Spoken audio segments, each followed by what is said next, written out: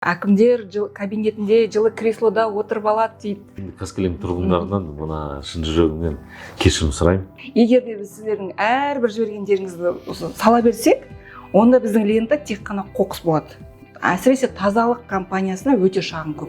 Желание ищет способ, нежелание причины дейді. Ескі техникамен кіреді, ол 2 күннің бірінде сынады.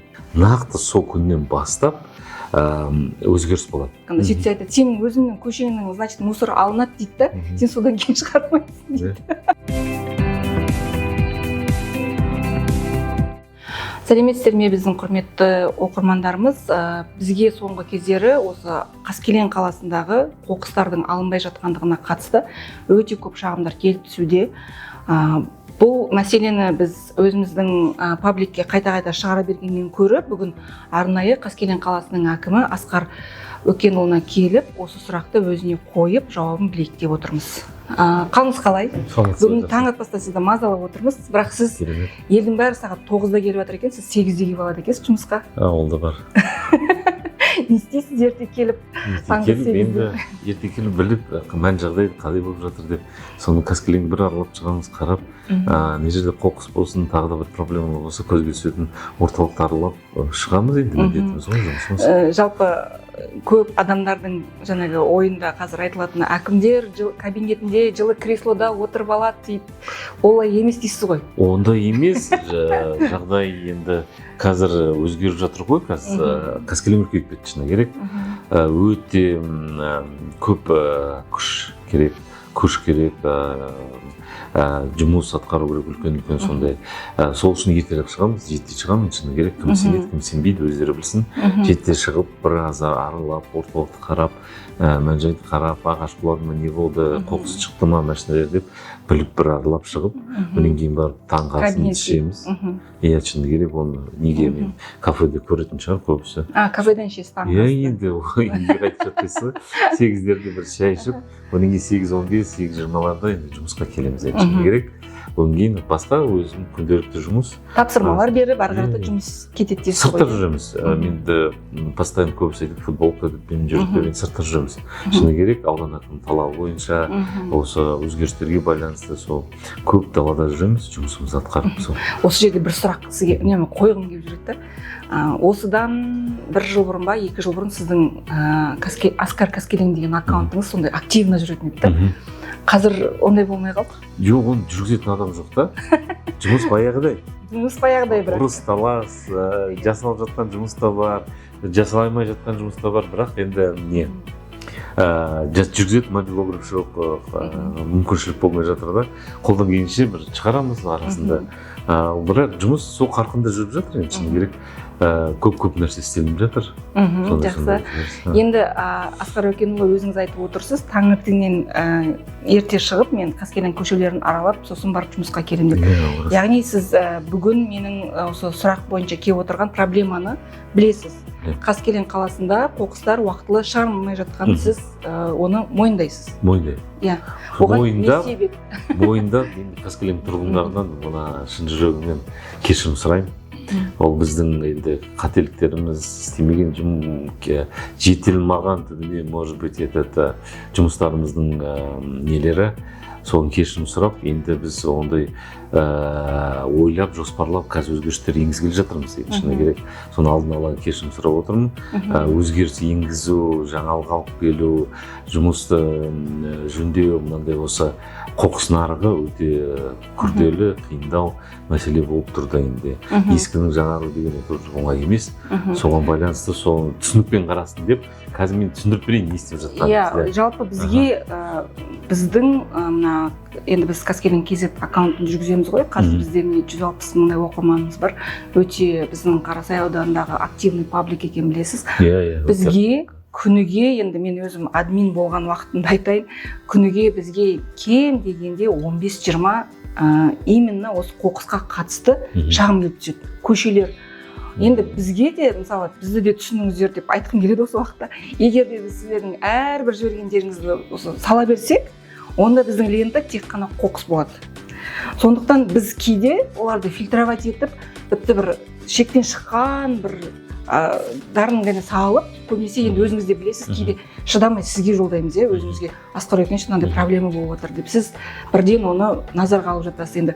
Енді осы уақытта бізде кейде оқырмандарымыз бізге де ұрысып жатады да, неге сендер шығармайсыңдар деп. Біз шығарсақ ол алынады екен дейді, ал біз шығармасақ алынбайды дейді. Енді осы жағдайда әсіресе тазалық компаниясына өте шағым көп. Бұл неге осылай болып жатыр? Жалпы тазалық компаниясымен қазір жұмыс қалай болып жатыр? Ол кісілердің мына Алсекада дейді, тұрғындар айтады, Алсекаға біз жаңағы коммунальный қызметпен бірге қаншама ақша төлейміз дейді. Кейде бір адам басына төлейді ғой ол кісілер енді. Кейбір үйде 5-6 адам тұратын, мысалы қыруар ақша төлейміз, бірақ біздің қоқысымыз уақытылы шығармайды дейді. Сонда біздің ақшамыз қайда кетіп жатыр деген сұрақ қойып жатады. Жалпы тұрғындардың осы талабы дұрыс па? Дұрыс. Дұрыс, ол бізге айтқан сынның бәрі орынды. Жаңа да айтып отырмын, кешірім сұрап отырмын. Біз енді осы қыстан бері осы нарықты реттеу мақсатында мына үлгі ретінде мына Алматы қаласының қоқыс шығару жұмысын және регламентін соны өзімізге алып реттеп, қазіргі таңда енді біз конкурс жарияладық. Бірінші рет жарияладық осы жаздың басында, көктемде. Оның бір мән-жайлары болып өткізе алмадық. Енді екінші рет өтіп жатыр, конкурс дейміз, тендер дейміз. Ол 14 тамызда бітеді. 14 тамызда бітеді. Нақты сол күннен бастап өзгеріс болады. Өзгеріс болғанда нарықта бізде Қаскелеңнің өзіне 3 компания кіреді. Бір адам, бір компанияға, бір ТО-ға ешкім қарамайды. То есть бұрынғыдай қазір монополист біздегі тазалық қазір үлгермей жатыр жұмысқа. Шыны керек, қаламыз үлкейіп кетті, өте үлкейді. Соған байланысты техникасы жетпей, тағы да басқа мәселелер бойынша үлгермей жатыр. Заман талабына жүгіріп үлгермей, сондай проблема көтеріліп жүреді. Қазір біз енді оны былай әкімшіліктің несімен оны біз нарықтан қуып жіберіп, қандай бір не әрекет жасаймыз, оның бәрі заңсыз болады. Бұл нарық болған соң біз заңды реттеуіміз керек. Сол заңды реттеудің біреусі қазір тендер жүріп жатыр. Тендер дегенімізде ол тұрғындар дұрыс түсінсін, ол үкіметтің ақшасы емес, әкімшіліктің емес. Ол нарықты болғанда мына Қаскелеңнің заңды, Қаскелең қаласының заңды мына жауапкершілігі шектеулі басқа ИП болсын, жеке кәсіпкер болсын, сондайларға бірдей жағдай беру керек. Қайсы жақсы ұсыныс жасайды техникасымен, графигімен, мынандай жасаймын, мынандай жақсы өзгерістермен келеді, соны таңдап алу мақсаты. Ең жақсы, бәсекеге қабілетті, ең мықтысын, жақсысын істеймін деген адамдарды соны тарту мақсаты. Жалпы сондай компаниялар бізде көп па негізі? Қазіргі таңда 4-еуі бар бізде. Қатысамыз деп тұр. Қатысып жатыр. Қазір жүріп жатыр. 4 заявка бар. 4 заявка бар. Сол біз Қаскелең негізі 3-ке бөлдік. 3 жаққа бір аудан әкімімен келісіп, мынандай проблемаларды көтеріп оқыс деп біліп отыр. Осы бөлінген участоктарды айта кетіңізші, бізге Қаскелең 3-ке бөлдік деп отырсыз ба? 3-ке бөлдік, да. Наурызбай Батыр көшесінен мәлімдер алдық, да. Одан ары қарат ескерткіш маңайы бар. Потом мына больница дейміз ғой, аурухананың төмен жағын былай бөлдік, и жоғары жағына қарата бөлдік. Дачаны 3 жерге бөліп бердік, граничить ететін жерге. Жоғары жақта бізде 41 дача бар ғой, саяжай. Саяжайда соны бөліп бердік. Соған байланысты 3 жер болады. Айтып отырмын ғой, батыс жағы болсын, мына жағы болсын, сөйтіп бөлінеді. Ол тендердің документация дейміз, құжаттардың ішінде жүр. Нақты тапсырған кезде мекеме болсын, ол айтады, мен мына Наурызбай Батырдың төңірегін тазалаймын деп, мысалы, мен мына южный мен дачаға тазалаймын деп сондай бөлініп қойған. Сол құжаттарды тапсырды. Қазір енді комиссия отырысы болса, кеше ғана сөйлестік, ЖКХ мен ЖКХ дейміз ғой, коммуналдық біздің мекемемізде шаруашылық инспекциясымен сонымен. Солар 14 күні бітеміз деп отыр, соған байланысты енді 14-не дейін кішкене шыдамдылықты танытып, көрсетіп, соны кішкене күтсек. Бірақ енді оны қарамай, біз енді шағым көп түсіп жатыр, енді шыны керек, оны мойындаймыз. Біз енді оған айыппұл салып жатырмыз. Тазалыққа да жұмысыңды істей, айналайын деп, енді тырыс деп, сондай түсінікпен нетіп көмектесіп жатырмыз, істей деп стимулировать етіп жатырмыз да енді. Осы алда болатын конкурсқа да тазалық қатыса ма негізі? Оны енді бізге құпия ғой, кім қатысып жатқан, оның документтері ашылып сол кезде белгілі болады, кім қатысып жатқан. Бірақ талаптар өте қатаң. Мысалы техниканың жаңалығы болу керек. Жаңа техникалардың болуын талап еткен дұрыс сияқты, өйткені ескі техникамен кіреді, ол 2 күннің бірінде сынады, тоже сол проблема қайталанады да қайтадан. Сол қайталанбас үшін. Ол үшін қайталанбас үшін мына балл дейміз ғой, бальный системамен. Мысалы, например, 7 жылдық техникасы болса, мынаншама балл, 3 жылдық болса, сондай қанша машинесі бар, сонда количество базасы мына жерде болса, негізгі талап база бізде болу керек. Қандай тәжірибесі, соның бәрін ескере отырып, ең маңызды сол техника болып тұр да. Несі саны мен сапасы.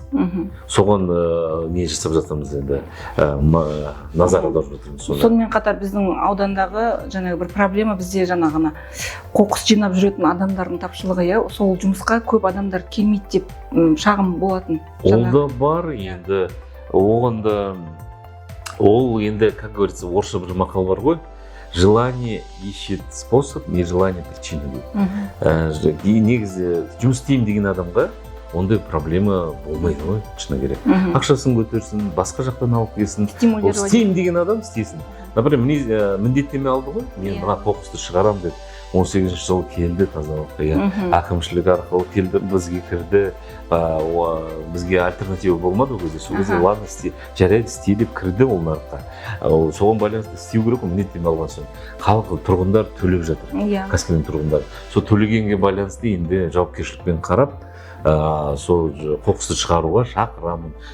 Жақсы, жөнді жұмысын істесе, біздің сұрағымыз жоқ оған.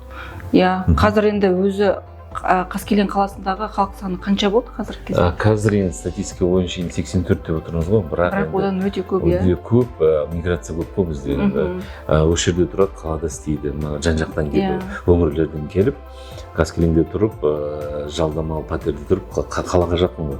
Қалаға барып басқа да жұмыс атқарады. Сол халықтың жаңағы ең көп жаңағы шоғырланып көбейіп жатқаннан кейін осы проблемада ауқымды бола түседі дейсіз ғой, жыл сайын көбейіп жатыр ғой қоқыс мәселесі. Халық қаншалықты көбейген сайын қоқыс та көбейіп жатыр дейсіз ғой, Қоқыс та көбейіп, қазіргі жұмыс істеп жатқан мекеме дайын болмай тұр ғой. Шыны керек, мойындау керек. Сол мәселе. Бізде, мен білуімше, Қаскелеңде жаңағы жеке секторларда тазалық жинайды, ал мына көпқабатты үйлерді басқа компаниялар шығарады ғой. Оны біз енді көпқабатты үйді өткен жылдың проблемасы білесіздер, оны айту керек оны. Қалай да болса, 7 қыркүйек күні толық тазалық маған, как орысша айтқанда, нерентабельно деп, ақшасы аз, мен шығармаймын деп, мына көпқабатты үйлерді тастап кетті ғой. Негізі ол соған қараған? Соған қараған, бүткіл Қаскелең қарап отырған, соған қараған, төлеп отырған, соны бір күнде тастап та кетіп қалды. Енді ол жауапкершіліктің төмендігі деп ойлаймын, енді ол дұрыс болмады. Бірақ енді біз әкімшілік болған соң, мен әкім болған соң, оны қолдан жібермей, басқа компанияны шақырып, өз тарапымыздан да көмектесіп, ондай бізде 20 точка ғой, 20 нүкте контейнер қойып қойған. Соны енді қазіргі күнде соны алып жатыр, біздің көмегімізбен көмектесіп жатырмыз. Енді сол келген жеке кәсіпкерге қолдан келгенше көмектесіп, жағдай жасап, соны алдырып жатырмыз. Әкімшілік соған қатысып жатыр, шыны керек. Қазір кішкене басылып жатыр ғой. Сол точкалар, 20 точка көпқабатты үйлер. Соның бәрі негізі қазір реттелгелі отыр. Соған келіп отырмыз, как системный подход деп отырмыз ғой, системалық бәрін шешуге, соған әрең келе жатырмыз енді. Осы 14 күні Құдай бұйыртса шешіліп, бір жағынан шығып, сол келесі күн талап етеміз, шықсын бәрі бөлінген жерлерге шығып, жұмыс істей берсін. Кеше бір кісі айтады маған, мусорды шығармай қойғанбыз ғой енді. Лентамыз мусор болып кетеді, шын айтқанда. Сөйтсе айтады, сенің өзіңнің көшеңнің, значит, мусор алынады дейді да, сен содан кейін шығармайсың дейді. Негізі ондай емес, біздің де кейде ондай, енді біз көпқабатты үйде тұрғаннан кейін білінбейтін шығар.